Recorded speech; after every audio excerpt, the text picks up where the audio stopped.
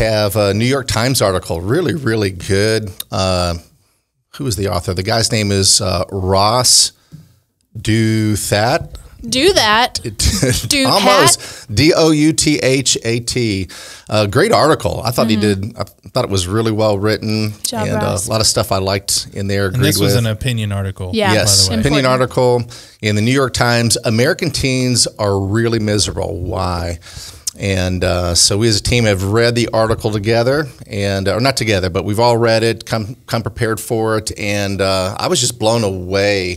We're hearing a lot more of this kind of stuff, different articles. So this one was just another article that we've seen, but it just really highlights the fact that so many teenagers are struggling today, and it highlighted the fact that it's not. It's not even across the board, that we really see a heightened rate of depression, suicidal thoughts among our young ladies as well. So before we begin, what did you guys think of the article? Was it good? Was it interesting to you? What were your thoughts on teenage girls experiencing a higher percentage of suicide, at least the thoughts and depression? I think it's really interesting. I mean, the piece is an opinion piece, so it's heavily swayed, I feel like. But then, we have research too, just kind of backing up some of these points. The conversation of mental health is really big right now, and I have strong feelings about that as well. And, I'm 10 years removed from being a teenager, but I don't feel like... You wish. I don't know. There's just a lot of things in this article that made me go, I want to hear it. Oh, I don't really think that that's true. Yeah. So yeah. We'll bring those out for sure. So question, we'll start with you, Allie, on this one. Oh, okay. So do you agree or disagree with the fact that teenage girls are experiencing a greater amount of anxiety, depression, suicidal thoughts compared to boys? Yeah. Okay. Yeah. I do feel like girls experience that more. Most of the people in high school that I knew who acted upon those suicidal thoughts were all guys. Right. But I would say more girls experience that. And I think it's some of our makeup, right? Not actual like physical makeup on our face, but genetically, like we are more inclined to sensitive feelings. And we, as women, kind of have a stronger connection to social life. And so when your social life causes bad feelings for you, I think that's when suicidal thoughts and everything come in. So I do think it affects women more than it does men, or girls in this case, versus boys. I have the same thought, like in a sense, because as I was thinking about the topic, I was kind of going back to my high school days, and we didn't have a lot of suicide back then, but we did have some, and it was all guys. Like there was never a case where a girl had taken her life. And so the whole premise of it kind of made me start thinking about the fact that, you're right, girls are much more in tune with their emotions. They're much more willing to accept it. So therefore they're probably impacted more by the thoughts.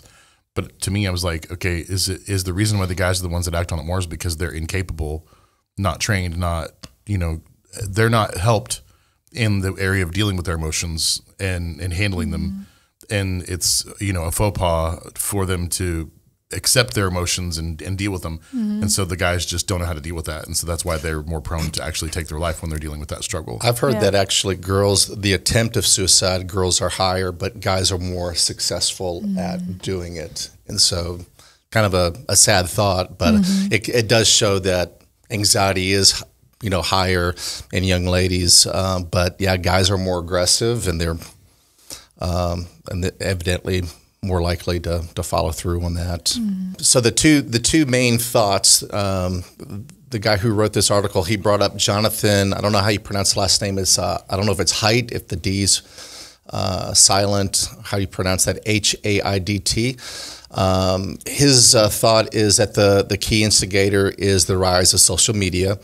But then there's another guy that he highlights, Derek Thompson, and he says that for him, it tends to be more ideological. A liberal might point to teenage anxiety among climate change or school shootings or the rise of Donald Trump, where a conservative might insist that that it may be due more to identity politics or the isolation created by COVID, things like that. And so those were the two main thoughts. So when you guys read that, did you lean more towards one or the other, or neither? Well, all of us aren't teenagers, so it's hard to literally get none of us. None of us are, but you guys are close. to get to the mind of you guys a are still teenager. kids. Yeah. Because in this culture, Okay, Dad. In the same height. especially in this like Gen Z growing up, it's hard to kind of get in the mentality of what they're doing. Like y'all can't think like millennials, and then so. But I tend to lean more towards that social media side of things. I mean, obviously those other things play into it, but I think a majority can find that social media is probably a big instigator in a lot of this. It made me giggle. I literally put LOL right here next to that whole section you just read.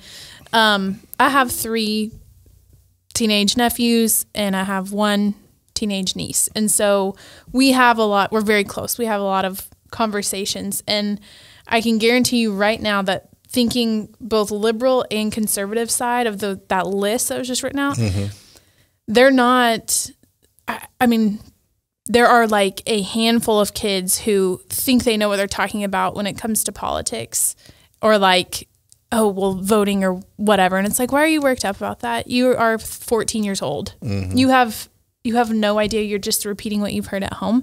And so that list from both sides made me giggle. And I just think a lot of the world has just advanced so much, and we forget that at the end of the day, they're still teenagers.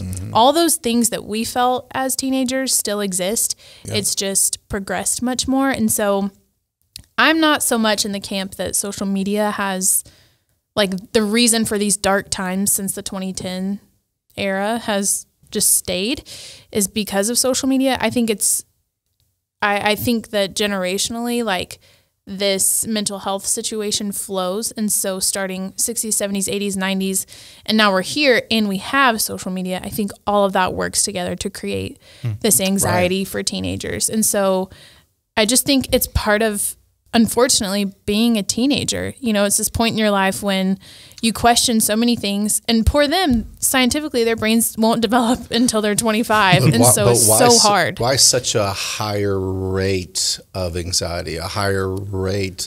I mean, from what it sounds like, it's measurable that it's higher today than it was 10 years ago, 15 years ago. Yeah. And that's where I would agree with the article that social media has heightened it, because it's an immediate conversation. You're posting, whatever teenagers are talking about, today, they're posting about it, talking about it, they're comparing, like we all do and stuff like that. I can see how social media can really, do a number on young people who really are still asking the question, who am I, and now that you conflate it with all the different questions going on with gender identity and sexual identity, and everything is so gray in their world with no clear answers. And so I think it's just, in social media, just kind of, it's just, I don't know what you'd say. It's not the fuel, but it's the platform to where it just seems like it spreads. Yeah. Let me ask you a question. So for you guys, because you guys are younger, when you were in high school, social media was a thing, right? Very beginning of it, yeah. Yeah, so the very beginning of it.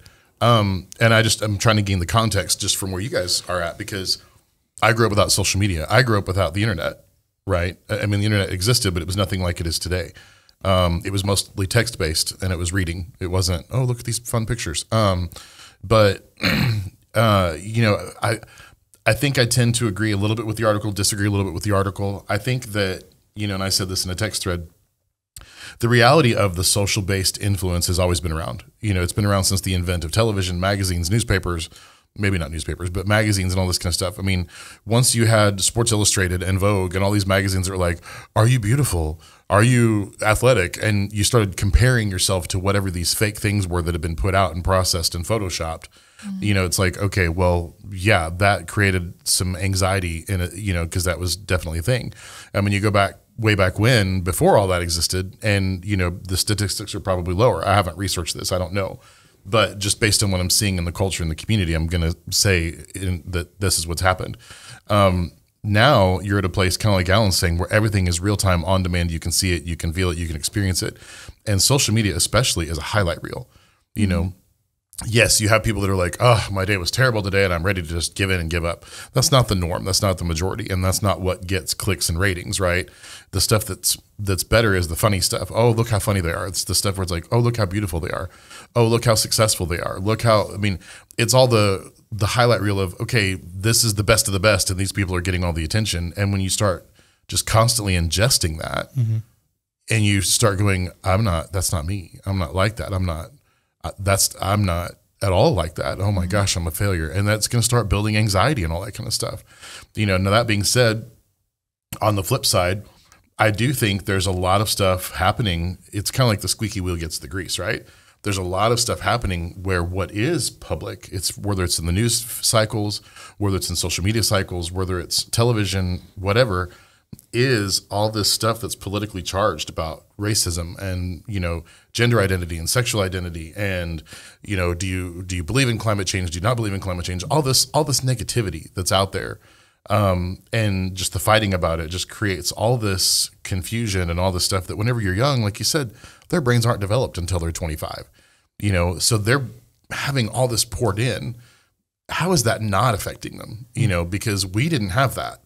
And so does that mean that we're more emotionally stable or better off? No, we still had experiences that impacted us and influenced us, but not to the degree. You know, we had like the garden hose. Nowadays, kids have like the fire hydrant. And so it's kind of like, I feel sorry for them because I'm like, man, you are being bombarded with so much stuff that's not real and it's not true. But you have super famous people out there saying, well, this is my truth. This is your truth. There's no such thing as my truth or your truth. There's the truth. And there's your perspective, there's your opinion, there's your point of view, but that doesn't always mean it's truth. You know, one of my favorite memes out there that exists is two people looking at a number that's been written on the ground, and it's a 6 or a 9, depending on which angle you're standing at. And it's like, well, this person says it's a 6. Well, this person says it's a 9. And it's like, they're both true. Well, because it depends on their perspective. Well, I love a comment that was made on it. It says, no, they're not. Someone wrote that as a 6 or a 9. It doesn't matter whether you're looking at it from a different angle or not. The creator had an intention. So the creator has an intention. It's just we're trying to take it from our perspective and our point of view, which doesn't really understand it, and trying to make something different out of it. So it's like somebody made that number on the ground to be the 6 or 9.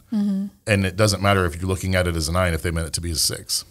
Yeah. And I think not rebuttal, but just saying that social influence has been around for a long, long time. I would say, yes, I tend to agree with that. But I think what makes this one special is because relationships are built on this platform, not just influenced. And so I'm thinking back to the beginning of like when I started having social media, when I lied about my birthday to get on Facebook. You would never do that. Or get on MySpace. The first things that I remember of like, okay, MySpace, you had your top friends. And so you would kind of rank your friends, and then one day a friend would be lower than the other one, or they would move around, or your crush would be number one kind of thing. And then that would influence your relationships outside of the internet. And That's then now, so interesting. And now you're seeing this, your relationship is purely the internet. Yeah. Not just a, one-to-one. And that was a big difference. I mean, you kind of went into it to where you already had a lot of that established. Social media came about, and it became a new platform for it to happen. Yeah. Yeah. But in this weird way, like I was not allowed to, I made a Facebook account without telling my parents and got in trouble. But in this weird way, I think that the time that we were growing up with social media was probably more mentally like draining, and more damage could have been done and probably was done during that time. Because like you said, you're literally ranking your friends publicly. Yeah. And now like those things so don't interesting. exist. Yeah. You just have your internet friends. It was a wild, wild You west. poor things. Well, I mean, and I don't feel bad for us, but our generation now, there's a lot of people our age who are this influencer type, right, on social media. And so they live their lives very publicly on social media, but they disregard all of the negative comments. And so they live their lives so publicly, though. How are they able to deal with it? And teenagers are not able to deal with it. And there's some kind of disconnect between two generations in my mind. And I think a lot of it is just psychological maturity. Like, they're just teenagers. They're not, scientifically, they're not there yet to be able to handle those things. But again, like I said before, I just think that we didn't take care of a lot of things in past generations. So the sexual revolution of the 60s that carried on through the 70s, and you've got pop culture coming in the 80s and the 90s. I think this article refers to them as the halcyon years. They weren't. They were very rebellious, and you have the opioid crisis. And so now you've got social media, and we've literally given a platform, like you said, Alan, for people to take all of that and make it as painful as it could be, and kids do. And I even think, like, when we were kids, that phrase, sticks and stones may break my bones, but words will never hurt me, that does not apply anymore. Like, words are the things that hurt people nowadays. You can hear it in the language they use. You know, you offended me or whatever. And that phrase is tossed around so much. And so I just think, I don't know, kids don't fight on the playground anymore. I almost wish they did. I'm like, hey, if he said something about you, go beat him and up. when those things just handle it happened, that way. it was over on social media. Like, that stuff stays on there, you know. Well, and see, we've shot way past "you offended me" too. That's offensive. I actually just saw a video recently, and it was from a comedian, but he's very outspoken against this, you know, woke movement that's going on. He's like, how arrogant are you to think that you should never have to hear anything that you find offensive, because you say things that are offensive to other people. But how arrogant is it of you to say, well, that's offensive? No, you should say that I'm offended by that, because just because you're offended by something doesn't mean everyone else is. But, you know, you mentioned influencers, and I don't know if this is what you meant by what you said, but you made the comment that, you know, influencers live in their lives publicly and they're able to deal with it. I don't know that they really are living their lives that publicly. I think influencers, they're showing, again, the highlight reel, the good things. You know, there was a documentary that came out, I think it was on Netflix, about influencers, and it was showing, I just remember this one part of it. I don't remember the whole video, but I just remember this one part of it, and it was talking about influencers on a boat, right? They were out on some super luxury yacht or something, and it wasn't really a yacht. It was more like, they called it a yacht, but it was more like an overgrown fishing boat. But they're out there, and it's these beautiful women, and they're out there in their bathing suits, and their, you know, hair is flowing back, and they've got the cameras going and all that kind of stuff. And they showed the stuff that was posted to social media. But then in this video, they showed the stuff that was behind the scenes. And the behind the scenes was, it was like 40 degrees outside, and they were freezing to death, and the boat sank. Right? None of that ever made it to social media. The only thing that was visible was these pictures that looked like these women were enjoying their luxury lifestyle on this wonderful, incredible yacht in the sunny, warm weather, and the reality was nothing at all like what was posted. Yeah. You know, and so it's like, that's I think the problem is that we have this facade that goes out over social media, you know, especially from the influencers, right? Oh, look how perfect my life is. Your life's not perfect. Your life is miserable. You know, you're just not being honest about it. And so that's kind of what I'm wondering, is like, there's that disconnect between what's actually really happening and I don't know. I mean, I think whether you live a very authentic life on social media or a fake life, people are going to cyberbully you either way. And so I'd rather live a fake life and be bullied over something I know is not real. And like you said, going into the age, we're talking about teenagers here, you experience something like that, and it can be devastating. You know, it's different when you're when you're walking down the hallway. Like, bullying when I was a kid was when you were like in 7th grade and you were going to middle school, and the 9th graders would do this thing where they would push their friends into a 7th grader and like smash them up against the wall, you know. And so you just realized that you got bullied a little bit, but then you went on to class and you're thinking jerks, you know. But now it's just like, it is just it can be very degrading and constant, and it's different. It's changed, and now it's even worse. With that AI thing where I don't know the name of the young lady that just got posted like where it made her like in some kind of like vulgar pornographic scene or something like that, to where they put her face on that. I'm just like, oh my goodness. Now she wasn't a teenager, but still a young adult, and just matter. Like, oh, just awful. You know, one thing I was thinking of when you guys were talking about is when I was a kid, instead of it being like where you had this, it was really the church and religion that kind of laid the rules, and everyone was like pushing against religion. And, you know, you think of like Dirty Dancing and some of those movies that came out where it's like a revolt against rebellious teens. Yeah, against your parents who still went to church, and maybe the kids didn't want to go. That sort of thing. And you were rebelling against your parents, you were rebelling against religion or against your teachers. We're not going to take it, right? Some of those songs. And nowadays, it's just so different. You have it's a different policing that's going on, and it's done by young people, and it's one side of young people, you know, and it's more of a political / I don't know. It's a movement that seems very, very puzzling for me. And I just think the pendulum swings back and forth. In my generation growing up, it was this way, and now it's swung this way. I think that some of this, especially where everyone has their own truth, I think a younger generation is going to come that's honestly going to be a little bit more traditional. And they're going to be like, no, there really is some right and wrong, and probably a little bit more clarity than what the older generation has been saying, because it's what has it brought us? A lot of unhealth, a lot of confusion. And so I'm just curious to see what the next 10 to 15 years are going to be like. Do you think that the pendulum has swung to an extreme that, like being of a younger generation, do you see maybe a little bit of a quote conservative, maybe a different kind of conservative, but a pendulum swinging back towards the middle? Between what? Between like having values that's been instituted by faith, by institution, to no values. It's your truth is your truth, my truth is my truth. I don't think the pendulum's swinging towards the middle at all. Really? I think if anything, it's moving the opposite. Further out? Yeah. Because I say that, and I think it really goes back to this idea that Allie was harking on about, you know, these are just teenagers. And so these are like development years, I mean, physically and emotionally, and you know, you're trying to figure out who you are. And now you have all this information, like James was saying, like you have more information and more people speaking into what you should believe than ever before.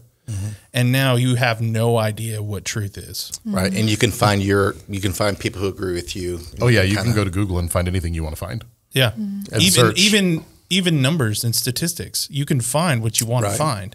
Like, if you believe in flat Earth, you can find a whole group of people that believe in a flat Earth. It's easy for me to go to, you know, Pew's website of statistics and find a statistic that matches what I believe. That's literally what you did. That's what I did.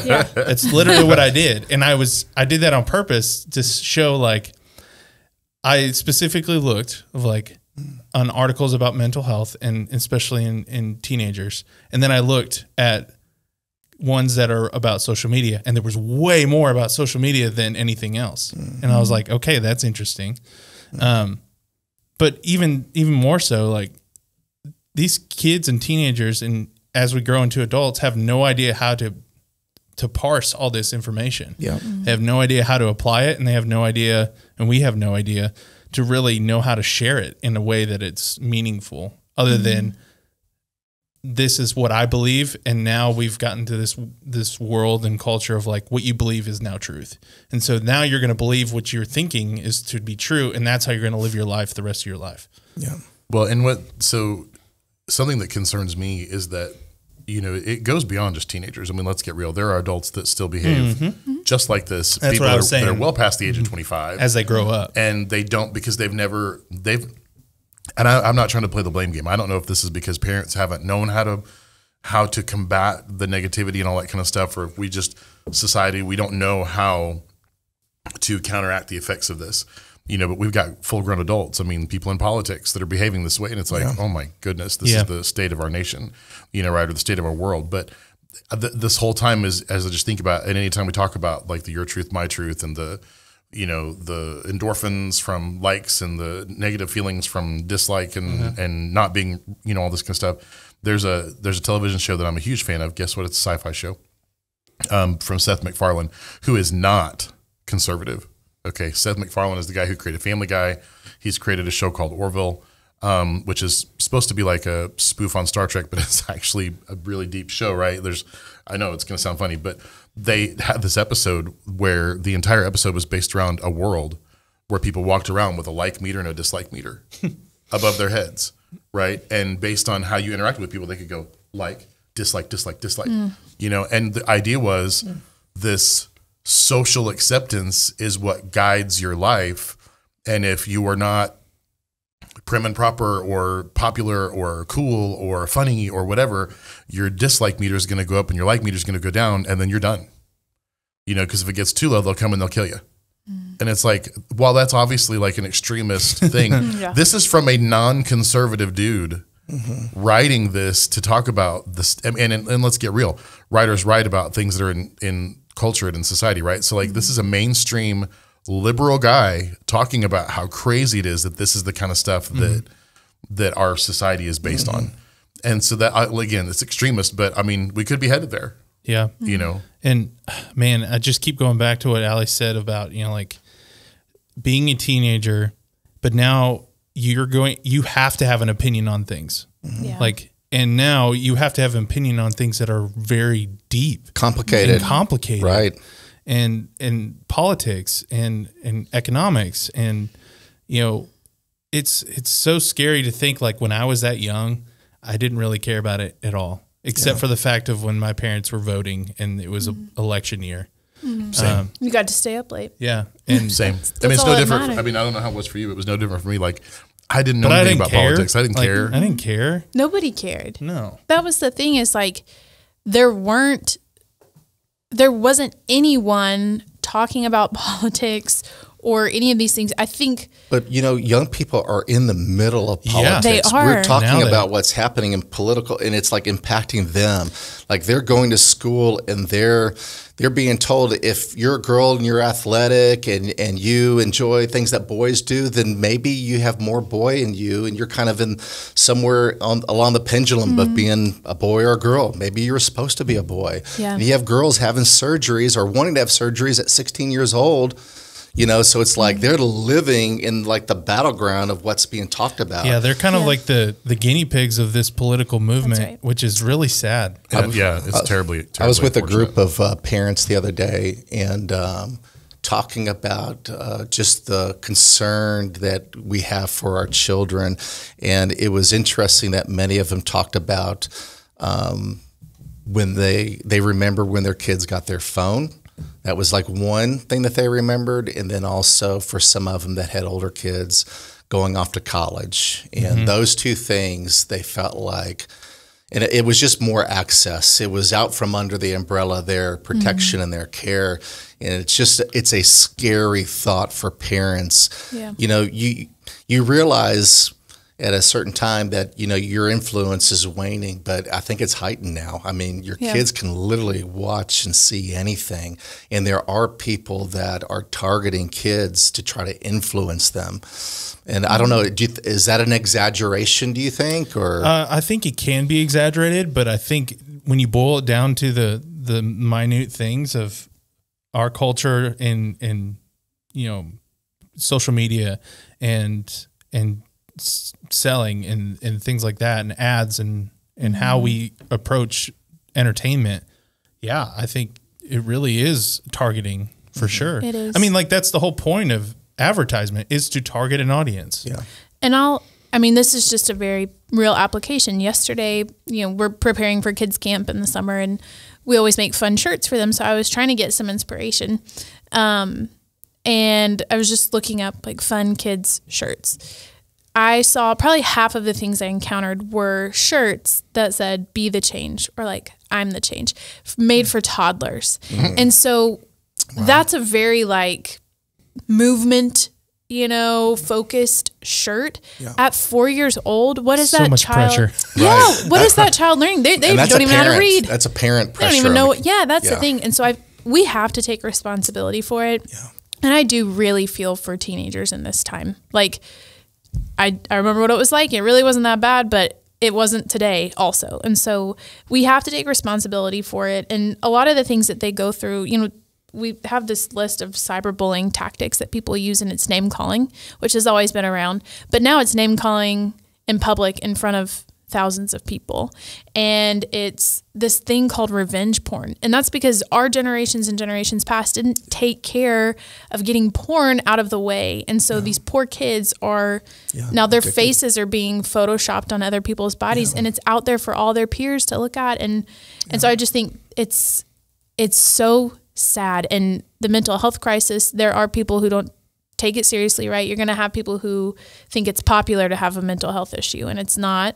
By any means. There are actual people who have it and struggle with things. And so you want to take everything seriously because you never know. But I do think a lot of that, we should feel the guilt for a lot of what teenagers are going through today. And some of it is brought upon by themselves, but they don't know any better. So as the church, how do we respond? Right. Like how do we, obviously if we had the answer, it would be solved by now. Yeah. But like, how do we approach this as a Christian and as a church? Yeah. How do we help this situation? I was thinking the same thing. And it goes to our last question. And I was just thinking, one, can it really be solved? You know, I think that's why everyone is so hopeful that like as the Asbury revival, or I hate to call it a revival and put a stamp on something where you just see something beautiful happening. Let's see where it goes. But it's just like, gosh, we just need a movement of God. Yep. You know what I mean? It's like, can we solve this?